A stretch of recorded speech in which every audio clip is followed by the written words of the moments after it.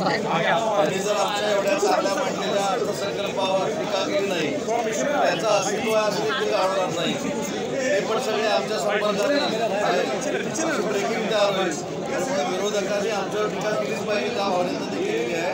परंतु आज अजितदादांनी मांडलेला अर्थसंकल्प हा महाराष्ट्राला पुढे देणारा अर्थसंकल्प आहे.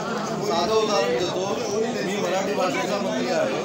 मराठी भाषेला जे बजेट होतं त्याचं तिप्पट बजेट अभिजात भाषेला दर्जा मिळाल्यानंतर हे मराठी भाषेला मिळालं.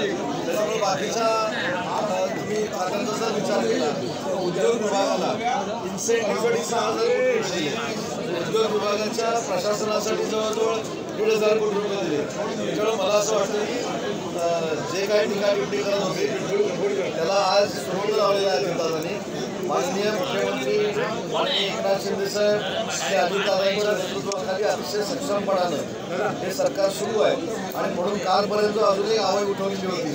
मुख्यमंत्री माझी लाडकी बहीण योजना ही बंद होणार आहे.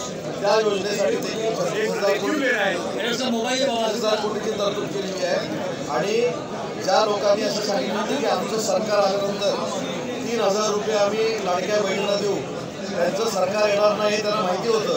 म्हणून 3,000 काय किंवा 6,000 काय फरक पडत नाही. आम्ही 2,100 रुपयाचं जे अजेंडामध्ये त्या दिलेलं होतं ते 5 वर्षाचा त्याला कालावधी असतो. सरकार 5 वर्ष चालत असतं. त्याच्यामुळे मला असं वाटतं कालपर्यंत सांगत होते की मुख्यमंत्री माझी लाडकी बहीण योजना बंद होणार आहे, त्याला सरकारनं 36,000 कोटी रुपयाची तरतूद करून उत्तर दिलेलं आहे. सर, पण जो बजेट आहे ते सुद्धा कमी केलेलं आहे. आग्र्याहून छत्रपती शिवाजी महाराजांचं ठिकाण आहे, तिथं देखील स्मारक बांधण्याचा निर्णय घेतला. आणि मी रत्नागिरी जिल्ह्याचा पालकमंत्री आहे. रत्नागिरी जिल्ह्यामध्ये ज्या ठिकाणी छत्रपती शिवाजी महाराजांचं वास्तव्य होतं त्या कसब्यामध्ये देखील फार मोठं संभाजी राजांचं स्मारक करण्याचा निर्णय हा शासनानं घेतलेला आहे.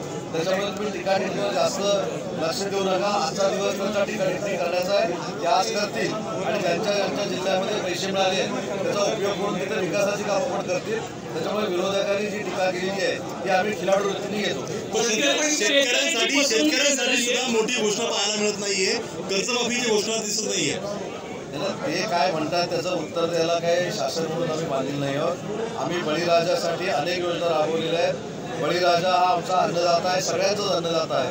त्याच्यामुळे त्याच्यावर अन्याय होणार नाही ही भूमिका देखील सरकारनं घेतलेली आहे. लाडक्या बहिणींची योजना देखील सुरू ठेवलेली आहे. पंपाला जे वीज बिल माफ होतं ती देखील योजना सुरू ठेवलेली आहे. त्याच्यामुळं विरोधकांनी जर टीका केली नाही तर ते देखील आमच्यासोबत आहेत का अशी विचारणा त्यांच्या वरिष्ठांकडनं होईल.